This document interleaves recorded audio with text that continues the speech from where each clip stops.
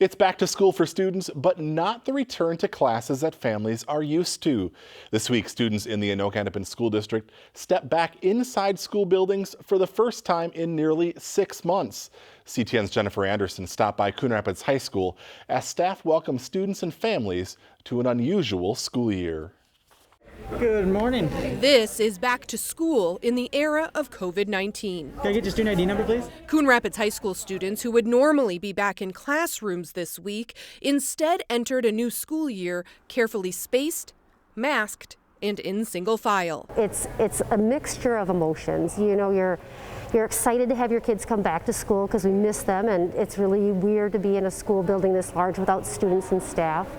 But at the same time, you want to make sure that they're safe, and we can do it appropriately too with what's happening in the world as we know it right now today. It was orientation week at all Anoka-Hennepin schools, a chance to pick up computers, textbooks, and other materials that can be used in the classroom and at home. We told our teachers to plan to probably go through all 3 models at any given time and maybe back and forth throughout the winter because we don't know what to expect. This is totally uncharted territory for us all, and we're going to have to be very flexible as we go through this. Students followed a designated path through the building. Spirit gear was for sale, kids posed for school pictures.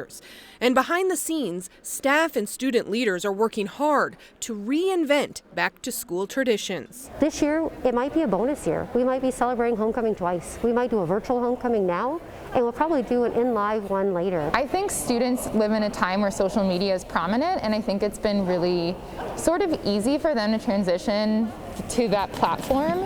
Hi, I'm Danny Rupert. They've gone full force into just figuring out how to make it work.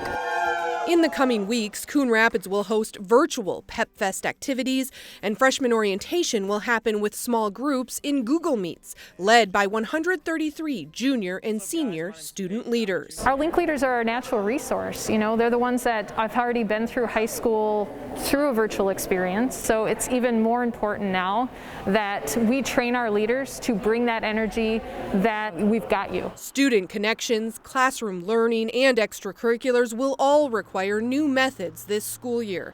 But the team at Coon Rapids says it will change and adapt. Even though that experience is going to be different, whatever experience we can give kids is important at this point right now, and it's just exciting to see them embracing the differences. For Community Update, I'm Jennifer Anderson.